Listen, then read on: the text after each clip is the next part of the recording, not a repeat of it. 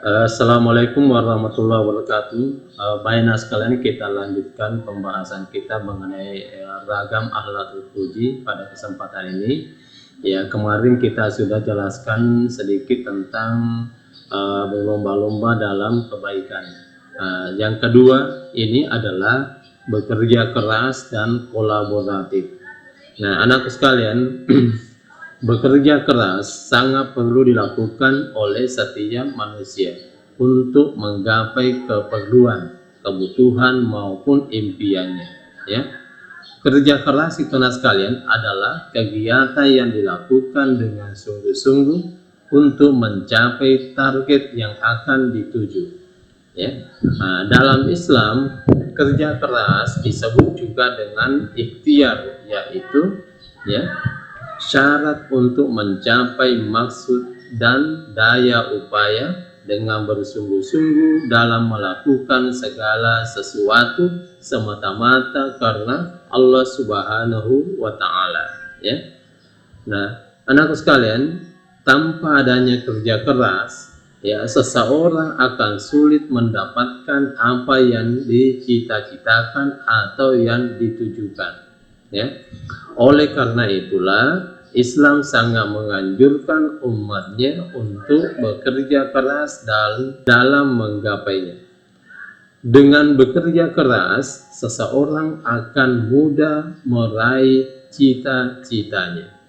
Sebaliknya, anak sekalian, sebaliknya, jika seseorang hanya berpangku tangan dan bermalas-malasan, tidak akan mungkin cita-cita itu akan datang dengan sendirinya. Sebagaimana firman Allah Subhanahu wa Ta'ala, "Wa ja'alna an-nahara ma'asha." Kami telah membuat waktu siang untuk mengusahakan kehidupan, yaitu bekerja. Ini dalam surah An-Naba ayat 11. Nah, anak sekalian, di dalam bekerja keras untuk mendapatkan rezeki yang kemudian digunakan untuk menghidupi kebutuhan keluarga, itu adalah perbuatan terpuji. Ya, karena itu Rasulullah mensejajarkan orang yang bekerja keras untuk mendapatkan rezeki yang halal dan barakah dengan mereka yang berjihad fi sabilillah. Rasulullah bersabda, barang siapa yang berusaha bersusah payah mencukupi kebutuhan keluarga, maka mereka bagaikan berjuang di jalan Allah Subhanahu wa Ta'ala. Ini hadis riwayat Ahmad. Nah, namun demikian sekalian, bekerja keras memang sangat dianjurkan, tapi semua hal ada batasan-batasannya. Termasuk bekerja keras juga ada batasan-batasannya. Jika kita melalui batasan-batasan tersebut, yaitu bekerja keras tidak ingat waktu, maka akan termasuk golongan orang yang tamak. Tamak adalah rakus terhadap harta, mencintai harta dan bekerja keras demi mendapatkan harta yang berlimpah, anak sekalian, sehingga melupakan waktu untuk melakukan apa yang telah diperintahkan Allah Subhanahu wa Ta'ala. Maka ini harus kita ingat di dalam bekerja setiap waktu.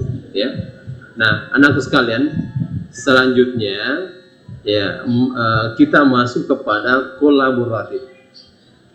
Nah, anak sekalian, cita-cita dan tujuan akan cepat jika digapai dengan kerjasama atau kolaboratif. Kolaboratif itu, anak sekalian, adalah kerjasama antara satu pihak dengan pihak lainnya untuk memperoleh manfaat dan keuntungan satu sama lain.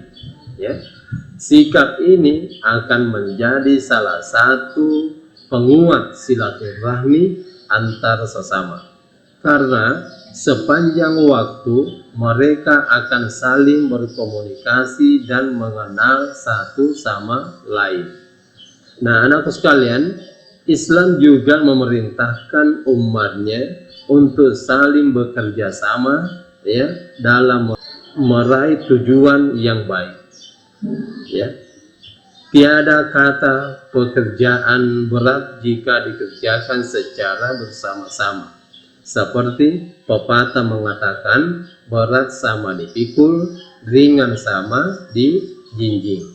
Yang artinya, suka duka, baik buruk akan dihadapi bersama-sama. Ya, itulah keistimewaan dari kerjasama. Segala sesuatu akan dirasakan bersama-sama. Nah, dalam bekerja sama sekalian, kita harus memiliki sikap tolong menolong. Tanpa adanya sikap tersebut, kolaborasi tidak akan terjalin. Oleh karena itulah, anakku sekalian, berusahalah menanamkan sifat dan sikap tolong menolong itu dalam diri kita. Sebagaimana Rasulullah Sallallahu Alaihi Wasallam bersabda, yassir wala tu'asyir, ya, wa basyir wala tunaffir, wa tatawa'a wala tahtalif. Permudahlah dan jangan mempersulit, berilah kabar gembira dan jangan membuat orang lari, saling bekerja samalah kalian berdua dan jangan berselisih. Hadis riwayat Bukhari. Selanjutnya sekalian, mari kita melihat yang kedua ini, makna bekerja keras dan kolaboratif dalam Islam. Nah, anak sekalian, Islam memberikan ajaran kepada umatnya untuk bekerja keras dan kolaboratif dalam mencapai tujuan yang gemilang. Tentu kolaboratif itu harus dilakukan dalam kebaikan, bukan dalam kejahatan. Karena sebaik-baik manusia adalah yang berguna untuk makhluk lainnya.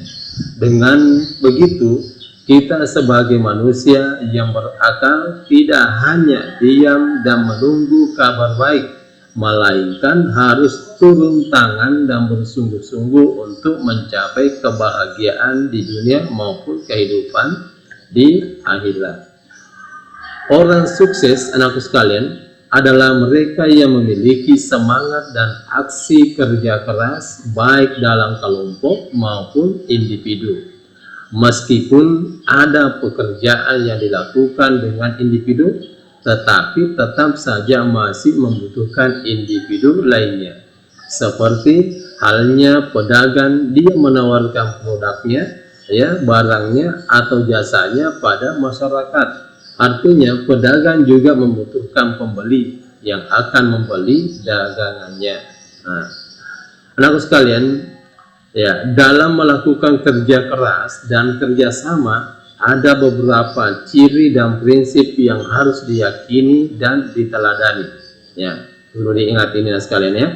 Yaitu yang pertama, ciri-ciri dan prinsip kerja keras. Yang pertama, melakukan segala perbuatan dengan tulus karena Allah Subhanahu wa Ta'ala. Yang kedua, melakukan dengan sungguh-sungguh dan pantang menyerah.